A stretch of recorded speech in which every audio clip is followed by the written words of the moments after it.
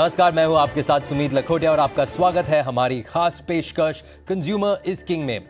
अब लंबे वक्त तक कोरोना से जंग के बाद धीरे धीरे देश इस महामारी से उभर रहा है। ऐसे में करीब 2 साल से घर की 4 दीवारी में कैद जिंदगी फिर से आज़ाद होने लगी है और त्योहारों को लेकर लोगों में खास उत्साह देखने को मिल रहा है। लेकिन लगातार बढ़ती महंगाई ने भी कहीं ना कहीं आम आदमी की कमर तोड़ कर रख दी है। त्योहारों के उत्साह पर महंगाई की मार भारी पड़ रही है और कोरोना के दौर ने हमें यह भी सिखाया है कि बचत कितनी जरूरी है। ऐसे में इस विषय पर बात करना भी बेहद जरूरी हो जाता है कि दिवाली पर किस तरह बचत पर ध्यान दिया जाए और कैसे फिजूल खर्ची पर काबू किया जाए। तो इसी अहम मुद्दे पर विस्तार से चर्चा करने के लिए मेरे साथ जुड़ गए हैं 2 एक्सपर्ट्स। हमारे साथ है कल्पेश आशर, जो एक सर्टिफाइड फाइनेंशियल प्लानर है और फाउंडर है Full Circle Financial Planners and Advisors के, और साथ में है निखिल कोठारी, जो है director Etica Wealth Private Limited के। निखिल, कल्पेश, बहुत बहुत धन्यवाद, आप आए हमारे साथ, आपका स्वागत है हमारे शो पर। निखिल, आपसे पहले बात करता हूं कि सब चीजें महंगी हो रही है तो इसका असर सीधा हमारे घर के बजट पर होता है, लेकिन तो इस असर को कैसे संभाला जाए? देखिए, बजट में अगर हम बजट की बात करें तो 3 अहम चीज होती है बजट में। एक हमारी कमाई होती है जिसपे मेहनत करके बढ़ाने की कोशिश कर सकते हैं, बट वो उसको बढ़ाना इतना आसान नहीं होता है ये मंथ ऑन मंथ। दूसरी दो चीज जो बजट में आती है उसको कहते हैं हमारी बचत और हमारे खर्चे। तो अब उन दोनों को हम अपने अपने आप से कंट्रोल कर सकते हैं। तो अब पहले चीज जो हम बोलते हैं कि हम अपने खर्चे पे कैसे नियंत्रण रखा जाए, तो उसके लिए सबसे पहले हमको ये जानना जरूरी है कि क्या हमारी जरूरत है और क्या हमारी ख्वाहिश है। देखिए, जरूरत की चीजें हमें खरीदनी पड़ेगी, बहुत जरूरी है, पर ख्वाहिश की कोई अंत नहीं है। तो ख्वाहिश के लिए आप कितने भी आप 10 लाख की गाड़ी भी ले सकते हो, 15 भी ले सकते हो, 20 की भी ले सकते हो। तो ख्वाहिश का कोई अंत नहीं है, पर जरूरत की बहुत अहमियत है। तो पहले हमको अपना जो बजट बनाते हैं उसमें हमको ये देखना चाहिए कि हमारी कमाई के बाद हमारी जरूरत वाले खर्चे कितने हैं, और उसके बाद हम ख्वाहिश वाले पे कितना खर्चा कर सकते हैं और कितना हम सेविंग हमको करना चाहिए। अगर आमतौर लोगों की बात करें तो अगर हम 100 रुपए कमाते हैं तो हमको 35 रुपए मिनिमम सेव करना चाहिए और 65 रुपए हम खर्चा कर सकते हैं। तो ये एक ब्रॉड थंब रूल मान के हमको अपना बजट बनाना चाहिए। और उसके बाद जो जरूरत है कि हम अपने जो ये जो हमने बजट बनाया है उस पर हमको मंथली का एक रेगुलर रिव्यू करना चाहिए कि ऐसा ना हो कि हम अपने ख्वाहिश के जो सामान खरीद रहे हैं उसके कारण हमारा जो एक्सपेंसेस है वो बढ़ते जा रहा है और हम अपना बजट को कंट्रोल नियमित रूप से कंट्रोल नहीं कर पा रहे हैं। तीसरी जो अहम चीज जो बहुत जरूरी है कि हमको एक इमरजेंसी फंड बनाना चाहिए। कोरोना ने हमको दिखा दिया कि हमारी कमाई पे कभी भी हो सकता है कि 2-3 महीने के लिए, 6 महीने के लिए रुकाव आ सकती है। तो उस समय जो हमारा इमरजेंसी फंड होता है, जो हमारी जरूरत की चीजें हैं उसके कारण हमारे पास एक इमरजेंसी फंड होना चाहिए, उससे हम अपने खर्चे को आराम से निकाल सके। और उसके बाद जो इंपॉर्टेंट चीज होता है कि हम जो कमा रहे हैं वो हमारी आज की जरूरत को भी पूरा करना है और हमारे लॉन्ग टर्म जो गोल्स होंगे, जैसे हमारे बच्चों की पढ़ाई, हमारा घर खरीदने का, हमारा खुद का रिटायरमेंट, ये सब भी इंपॉर्टेंट चीज जो आज की कमाई है उससे हमको बचा के उन लॉन्ग टर्म गोल्स को भी लॉन्ग टर्म गोल्स की भी सेव करना पड़ेगा। तो अपनी जो सेविंग की रकम है वो हम किस तरह से उन चीजों पे लगा सकते हैं। अगर हम अपना ये पूरा प्लान नहीं बनाते हैं तो हमारा क्या होगा, क्योंकि हम अपने जो कमाई आ रही है तो अगर हम हमारे लॉन्ग टर्म गोल्स के लिए सेव नहीं कर रहे हैं और ये नियमित रूप से हम बचा नहीं रहे हैं, तो हम क्या होगा कि जो भी हमारे बैंक में हमको पैसा दिखेगा हम खर्चे करते रहेंगे और वो सब ख्वाहिश में चला जाएगा और फिर हमारे जो लॉन्ग टर्म गोल्स है उस पर काफी इंपैक्ट आ सकता है। निखिल, ये जरूरी बात है कि लॉन्ग टर्म गोल्स को मद्देनजर रखकर ही जो भी कदम उठाना है वो उठाया जाए। कल्पेश, आपसे एक बात करूंगा। आजकल हाल में पिछले कुछ दिनों से actually revenge spending, revenge travel, revenge this, revenge consumption की बात होती रहती है। एक नया टर्म उभरा है महामारी के बाद। क्या आपको लग रहा है कि महामारी के कारण लोगों के खर्च और निवेश में एक बिहेवियरल चेंज आ गया है, कि लोग कुछ अलग तरीके से सोचते हैं अब जब महामारी से हम निकल रहे हैं? ये बहुत ही एक यूनिक पहलू है जो हम देख रहे हैं, क्योंकि ये महामारी भी पिछले 100 सालों में नहीं आई और एक दुर्भाग्यपूर्ण इवेंट है, लेकिन फिर भी यूनिक है। तो इसका जो एक रिएक्शन जो होता है वो कैसे एक आम निवेशक या आम व्यक्ति भी करता है, वो बहुत ही एक अलग एक सिचुएशन में कर रहे हैं सब लोग। तो जैसे हम लोग ने देखा कि पूरा एक माहौल सा बन गया था पिछले तकरीबन 1 या 1.5 साल से, जब पूरा तनाव का एक माहौल था, एवरीबडी वाज अंडर प्रेशर और सबकी सिचुएशन मान लो खराब ही थी, और एक अच्छे फ्रंट पे जो चल रहा था मैटर जो वो था कि लोगों के खर्चे काफी कम हो गए थे। बाकी सबकी एक आम जिंदगी पर तो बहुत ही एक उसका असर पड़ा था। अब इसके एक फलस्वरूप इसका एक रिजल्ट ये हुआ कि जो एक प्रेशर बन गया था सबके अंदर, चाहे वो एक इंटरनल प्रेशर हो हेल्थ को लेकर, एक्सटर्नल प्रेशर हो जॉब को लेकर, और चारों ओर कोई भी पॉजिटिविटी नहीं दिख रही थी। और पिछले 4-5 महीनों से हम देख रहे हैं कि एक थोड़ा माहौल में बदलाव आ रहा है, सुधार आ रहा है, पॉजिटिविटी आ रही है। तो जाहिर सी बात है, ह्यूमन नेचर है कि ह्यूमन एक पहलू है कि जितना हम किसी चीज को दबा के रखते हैं, जब वो दबाव का रिलीज होता है तो डबल आई थिंक एक इम्पैक्ट के साथ होता है। तो वही हम चीज देख रहे हैं कि सारी जो इच्छाएं थी लोगों की, चाहे वो फाइनेंशियल हो या चाहे वो नॉन फाइनेंशियल हो, वो आई थिंक डबल होके बाहर निकली है। और उसको हम अब एक नाम दे रहे हैं, एक टर्मिनोलॉजी दे रहे हैं, रिवेंज, कि हम बस बदला लेना चाहते हैं। जो हम चीजें पिछले 1-1.5 साल में नहीं कर पाए उसको हम डबल तौर पे करेंगे। अब जरूरी नहीं है कि ये एक बहुत ही अच्छा एक रिएक्शन हो, क्योंकि इसके काउंटर रिएक्शंस भी हो सकते हैं, अच्छे बुरे सब हो सकते हैं। आपको इस चीज का एक इमीडिएट ग्रेटिफिकेशन भी मिले, आपको उसी वक्त एक खुशी भी मिले, चलो मैं नहीं कर पाया था अब कर पा रहा हूँ, लेकिन इसके काफी रिपरकशंस या इसके जो काफी इफेक्ट्स हैं वो शायद अच्छे ना हो। अब हम जब पर्सनल फाइनेंस की बात करते हैं तो इसमें हम ये देखते हैं कि एक अच्छा पहलू मैं इसमें एक कहना चाहता हूँ सबके लिए, कि पिछले 1.5 साल में जैसे मैंने कहा लोग खर्चा नहीं कर पा रहे थे, तो इसका एक फलस्वरूप ये हुआ कि लोगों के पास जिनके जॉब्स कंट्रोल में थे और जॉब्स जिनके सिक्योर थे, तो उनके हाथ में काफी पूंजी रह गई थी, और उस पूंजी की वजह से उन्होंने इन्वेस्ट भी किया, और उसके फलस्वरूप हम देखते हैं कि डीमैट अकाउंट्स खुले, म्यूचुअल फंड्स में फ्लोज है और मार्केट भी बढ़ी। लेकिन अब अगर रिटेलिंग की बात करें तो और स्पेंडिंग की बात करें तो उसका एक इम्पैक्ट हम देख रहे हैं अभी, कि लोग बिना फजूल एक खर्चे कर रहे हैं, रेस्टोरेंट्स में जा रहे हैं, वेकेशंस ले रहे हैं, और अभी तो मूवी हॉल्स भी खुल रहे हैं, तो अभी उसमें भी एक शायद फ्लो शुरू हो जाएगा। तो पर्सनल फाइनेंस को लेकर इस चीज को देखना जरूरी है। और जैसे निखिल बता रहा था कि बजट पे आपका इसका क्या इम्पैक्ट होता है वो देखना जरूरी है। ये रिवेंज, सप्रेशन, वो सब एक जगह ठीक है, लेकिन अपने पर्सनल फाइनेंस को लेकर इस चीज को एक पूरे बॉक्स में देखना जरूरी है। एब्सोल्युटली कल्पेश, क्योंकि बिल्कुल सही कहा आपने, क्योंकि इसे उस दायरे में देखना ज़रूरी है। ये नहीं कि बस मन आया तो पैसे खर्च हो गए। निखिल, इस पर एक और बात ये भी हो जाती है कि ठीक है, हमने अपने आप को संभाल लिया, अपने मन को संभाल लिया, लेकिन बाहर कहीं भी देखिए आप, इतने सारे डिस्काउंट्स की बौछार हो रही है त्योहार सीजन में, फेस्टिव सीजन में। तो कैसे तय करें कब और क्या खरीदें, उस पर कैसे सोच विचार किया जाए? देखिए, डिस्काउंट्स का फायदा लेना एक बहुत अच्छी बात है, क्योंकि अगर हमको कोई भी चीज 100 रुपए पे पहले मिलती थी और अभी 80 रुपए में मिल रही है और वो हमारी जरूरत की चीज है, तो हमको उसको खरीदना चाहिए।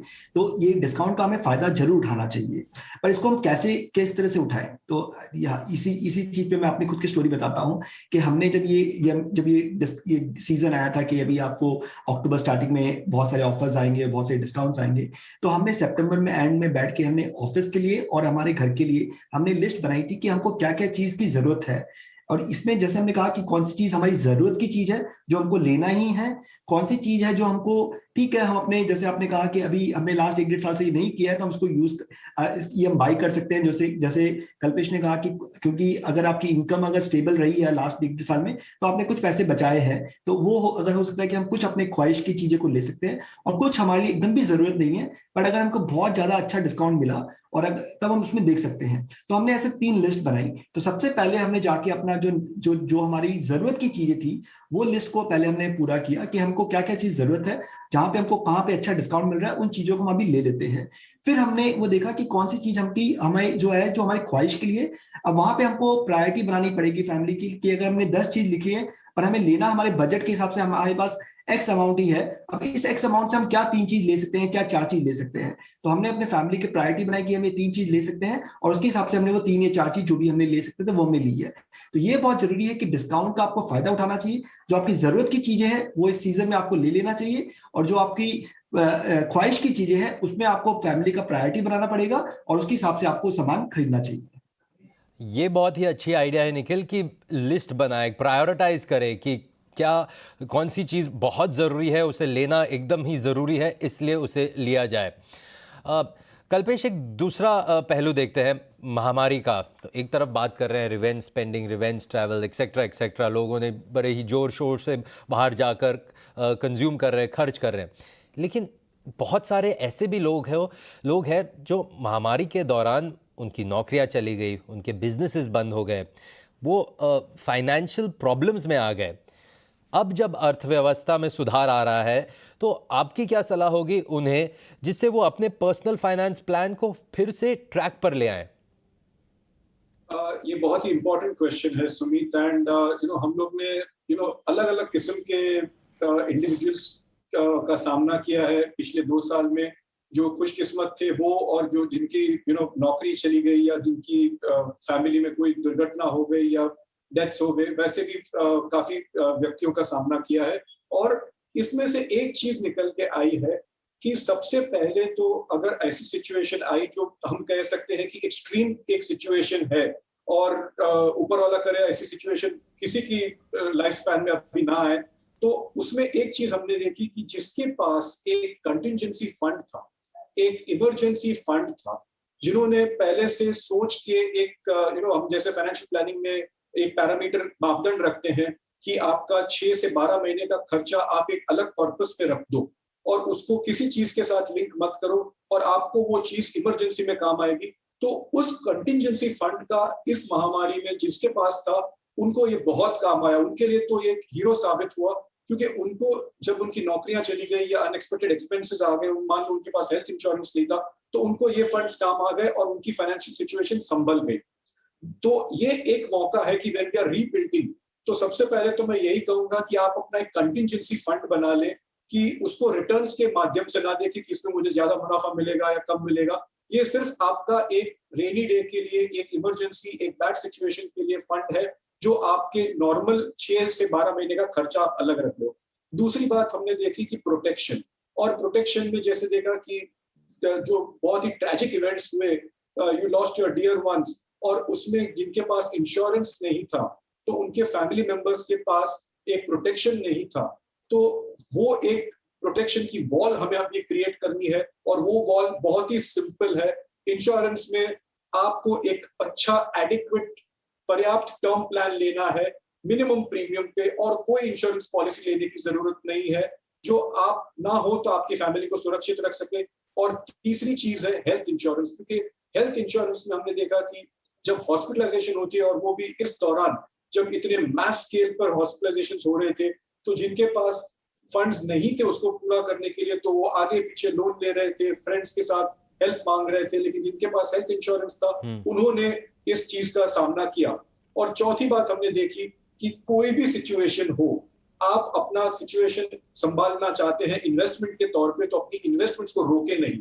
तो जिसने एसआईपीस कंटिन्यू की थी इस दौरान, बुरा वक्त चल रहा था, अप्रैल का दौर चल रहा था, अनसर्टेनिटी थी, लेकिन जिन्होंने अपनी इन्वेस्टमेंट्स कंटिन्यू की थी, तो उनका आज नतीजा किसी ने प्रोफेसाइज तो नहीं किया था, किसी ने देखा नहीं था कि इतना मार्केट बढ़ने वाला है, लेकिन जिन्होंने एक डिसिप्लिन मैनर से, बहुत ही एक यूनिफॉर्म मैनर में अपनी निवेश को चालू रखा था, उनको आज बहुत ही अच्छा मुनाफा मिल रहा है। तो ये 4 पैरामीटर्स अगर रीबिल्ड करना है किसी को, तो वो वापस आहिस्ता आहिस्ता इसको रीबिल्ड कर सकते हैं। जिनके पास नहीं है वो नया ले सकते हैं, जिनका यूज हो चुका है उनको हम रीबिल्ड कर सकते हैं। तो फाइनेंशियल प्लानिंग का अगर ये एक सिंपल मंत्र कोई समझ ले, तो कोई भी आई थिंक ऐसी बुरी सिचुएशन है तो उसका सामना कर सकते हैं। जी कल्पेश, क्योंकि इमरजेंसी फंड, कंटिजेंसी फंड होना बहुत ज़रूरी है, और उसे एक लिक्विड फॉर्म में रहना, उसे एक लिक्विड फॉर्म में रखना ज़रूरी है। निखिल, इस पर थोड़ा आप भी अगर कुछ गाइडेंस दे पाए हमारे दर्शकों को, क्योंकि कई बार ये होता है कि चलो मैंने कुछ महीनों का खर्चा रख लिया एज अ इमरजेंसी फंड, लेकिन वो मैंने कहीं इन्वेस्ट कर लिया इक्विटीज़ में, या मैंने कहा कि चलो वो मैं रियल एस्टेट में इन्वेस्ट कर दूंगा थोड़ा उस पार्ट को, but liquidity is most important emergency fund में। उस पर थोड़ा आप बताइए। निखिल, आप शायद म्यूट पर हैं। इमरजेंसी फंड हमको क्यों जरूरत होती है कि हमको कभी भी पैसे की जरूरत हो, हमारे पास वो नेक्स्ट डे पैसे मिल जाए हमको, तो उसको कहते हैं इमरजेंसी फंड। अगर हम इस पैसे को हमको कहाँ डालना चाहिए, वैसी जगह पे डालना चाहिए जहां पे मार्केट के उतार चढ़ाव से उसका वो इम्पैक्ट नहीं हो।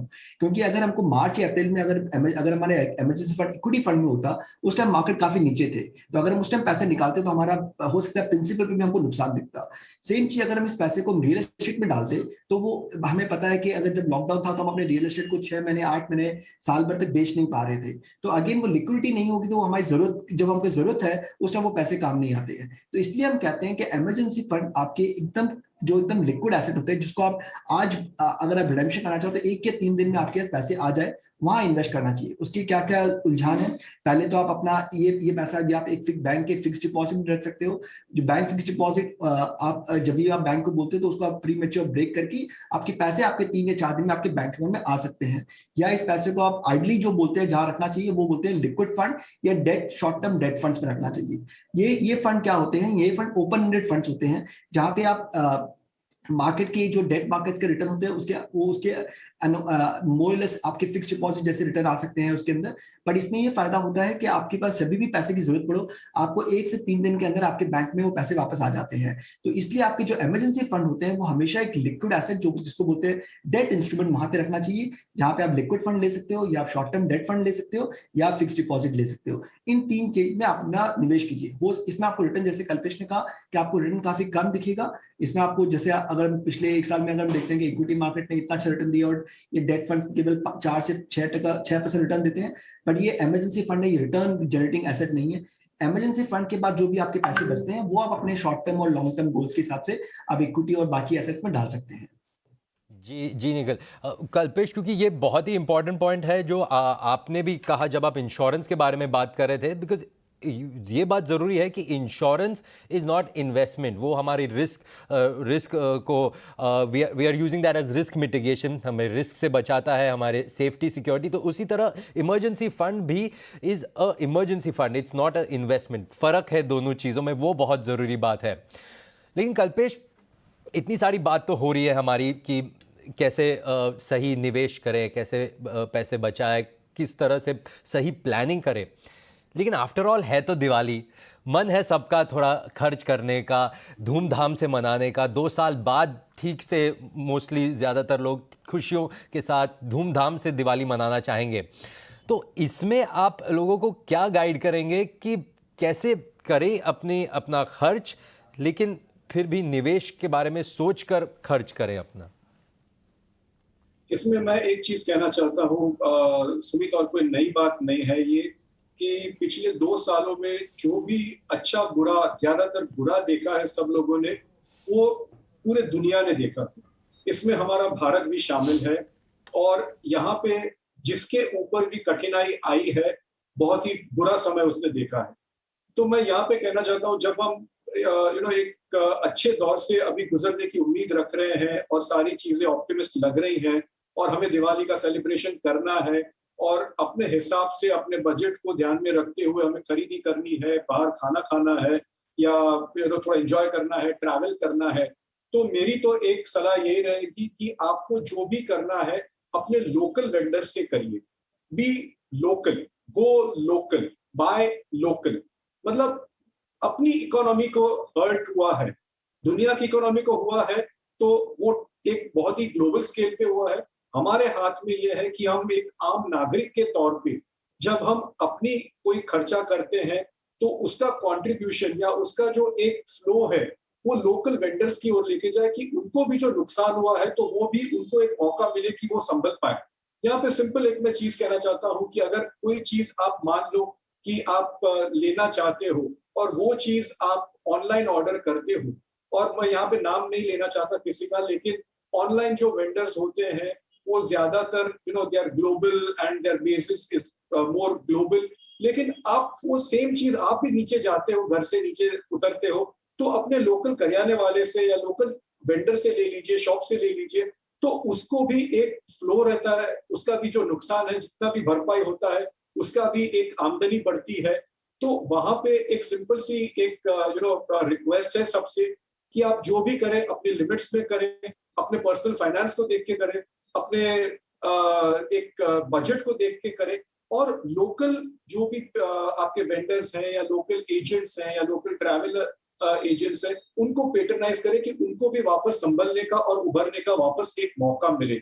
तो अगर आप एक फोकस से करेंगे तो आई थिंक हम सब एक जुट होके चलेंगे तो अपनी इकोनॉमी को उतना ही बूस्ट मिलेगा। जी कल्पेश, ये बहुत ज़रूरी बात कही आपने कि वी हैव टू अलग नज़रिए से सोचना पड़ेगा, अलग नज़रिए से काम करना पड़ेगा। निखिल, एक बात पहले हमारी थोड़ी इस पर बात हुई थी, लेकिन आपसे और थोड़ा विस्तार में बातचीत करना चाहूँगा लोन्स के बारे में, क्योंकि लोन्स भी एक इम्पॉर्टेंट पार्ट हो जाते हैं हमारे फाइनेंशियल प्लान के लिए। और इस फेस्टिव सीज़न के दौरान कुछ भी ख़रीदना हो तो लोन्स पर बहुत सारी चीज़ें मिल रही हैं, अच्छे दरों पर मिल रही हैं। पर कैसे डिसाइड करें कि सही लोन कैसे लिया जाए, सही कारणों से लिया जाए, सही दर पर लिया जाए, इस पर कैसे गाइड करेंगे आप दर्शकों को? देखिए, सबसे पहले लोन एक हमारी लायबिलिटी है। लोन हमको पैसा फ्री में नहीं दे रहे हैं, वो हमसे ब्याज लेंगे और हमको उसको वापस चुकाना है। तो ये ऐसा नहीं है कि हमको पैसे मिले हैं और हमारी इनकम है तो ये हमको वापस चुकाना है। तो हम ऐसे नहीं कि हम हर कोई लोन ले लें। हमको लोन लेने से पहले बहुत सोच समझ के देखना चाहिए कि कौन सा लोन लेना चाहिए, कौन सा लोन हमको नहीं लेना चाहिए। कोई भी लोन आप अपने ग्रेटिफिकेशन, आप अपनी ख्वाहिश के लिए ले रहे हो, जैसे आपने कहा कि मुझे बाहर घूमने जाना है, मेरे पास मेरे खर्चे मुझे सपोर्ट नहीं कर रहे हैं, बट मैं लोन लेके बाहर घूमने जाऊं, वो क्लियर नो है। तो लोन आपको वही लेना चाहिए जो आपकी जरूरत की काम है, जो आपके खर्चे वाले काम के लिए नहीं हो। जो और लोन हमेशा हमें उसी चीज लेनी चाहिए जो अप्रिशिएटिंग एसेट है, कि जहां पे हमको कुछ कमाई हो सकती है, कुछ हमारा वो एसेट जो है वो आगे चल के उसके दाम बढ़ सकते हैं। लोन अगर हम वैसी चीज के लेते हैं जहां पे उसके दाम कम होंगे, तो आपके ब्याज भी आप दे रहे हो और आपकी जो चीज है वो आप जो खरीद रहे हो उसके दाम भी कम होंगे, तो आपकी लायबिलिटी बहुत ज्यादा बढ़ जाती है। तो जैसे जो अच्छे लोन होते हैं जिसको हम कहते हैं, अगर आप इस दिवाली अपना नया घर ले रहे हो, तो आपको होम लोन जो मिलता है उसकी जो ब्याज दर है वो काफी अच्छे हैं। तो आपको अगर घर ले रहे हो और उसके लिए आपको होम लोन लेने की जरूरत पड़े, तो आप जरूर जाके होम लोन लीजिए, क्योंकि होम लोन में हमको दो फायदे होते हैं। एक तो हमारी ब्याज दर काफी कम है, और दूसरा जब हम लोन लेते हैं तो उसमें हमको जो हम इंटरेस्ट देते हैं उसमें हमको टैक्स बेनिफिट भी मिलता है। तो हमारा जो एग्जैक्ट रेट है वो काफी नीचे हो जाता है। तो अगर आपको घर लेने के लिए लोन लेना है तो आप जरूर लीजिए। अगर आपको पढ़ाई करनी है और उसके लिए आपको लोन लेना है तो आप जरूर लीजिए, क्योंकि आप पढ़ाई करके आपकी आगे चल के आपकी सैलरी बढ़ेगी, उससे आपकी एक पर्सनल ग्रोथ होगा और वो आप लोन आराम से वापस रीपे कर सकते हैं। तो लोन जहां पे आपको एप्रिशिएटिंग एसेट है, जहां पे आपको डेवलपमेंट है, उसके लिए जरूर लीजिए। पर जैसे अभी बहुत सारी चीज आ गई है कि आप कोई भी सामान ले सकते हैं आप ईएमआई पे, पर आप ये ध्यान रखिए कि ईएमआई पे जो आपका क्रेडिट कार्ड का जो इंटरेस्ट रेट होता है वो काफी महंगा होता है। वो 3% हर महीने होता है, तो आप साल के 36% दे रहे हो। तो अगर आपने 3 साल का ईएमआई लिया तो आप इफेक्टिवली आप डबल प्राइस दे रहे हो। तो आपको ये जानना बहुत जरूरी है कि उनके रेट्स क्या है। अगर कोई भी रेट लोन आपको 6 से 8% में मिल रहा है तो काफी रीजनेबल है। अगर 8% से ऊपर है तो वो लोन बहुत महंगा है। तो आप कभी भी पर्सनल लोन या क्रेडिट कार्ड लोन मत लीजिए। आप अगर लोन लेना है तो होम लोन या एजुकेशन लोन ही लीजिए। जी, बहुत बहुत अच्छा पॉइंट बताया आपने निखिल। कल्पेश, समय हमारे पास कम है, तो आपके कुछ क्लोजिंग कमेंट्स, आपकी फाइनल एडवाइस दर्शकों को आप क्या देंगे कि वो अच्छे से त्योहार मना भी सकें और खर्चे को भी संभाल लें? आपकी क्या एडवाइस रहेगी? मेरी यही सिंपल एडवाइस रहेगी कि सबसे पहले जिसको हम कहते हैं कि ऊपर वाले का शुक्रिया अदा करना है कि हम आज जहां पर भी हैं, we are much better than many other people. और जो कहते हैं ग्रैटिट्यूड, वो ग्रैटिट्यूड ऑफर करना है कि आगे चल के भी हमारा ये समय अच्छा हो, और जो समय से हमको ऊपर वाले ने निकाला है उस चीज का हमें शुक्रगुजार होना चाहिए। और सबसे अहम बात है कि जो गलतियां हम पहले कर चुके हैं, जो बुरे वक्त से हम गुजर चुके हैं, जैसे पहले के क्वेश्चन में आपने पूछा कि रीबिल्ड करना है, तो हमें अभी अपने आप को रीबिल्ड करना है, अपने आप को स्ट्रेंथन करना है। सिर्फ हमें हेल्थ की इम्यूनिटी नहीं करनी है, फाइनेंशियल इम्यूनिटी भी अपनी पैदा करनी है कि अगर कोई ऐसा मौका आए तो हम हेल्थ और वेल्थ दोनों से अपने आप को इम्यून रख सकें और एकजुट होकर चले, एक दूसरे का सहारा रखें, तब जाके हम अपने आप को और अपने देश को आगे ले सकते हैं। बहुत धन्यवाद कल्पेश, आपका बहुत ही इंपॉर्टेंट पॉइंट्स आपने भी रेज किए। ये थे Kalpesh Ashar, certified financial planner and founder Full Circle Financial Planners and Advisors, और हमारे साथ भी थे निखिल। बहुत धन्यवाद निखिल आपका। Nikhil Kothari, director Etica Wealth Private limited. आज के इस शो में इतना ही। आज हमने बात की हमारे एक्सपर्ट से कि कैसे हमारे निवेश को, हमारे खर्चे को किस तरह से बैलेंस किया जाए, क्योंकि त्योहारों का सीज़न तो है ही, लेकिन फिर भी आमदनी और खर्चा और निवेश कैसे बैलेंस किया जाए। आज के शो में इतना ही। आप बने रहिए ET Now स्वदेश के साथ।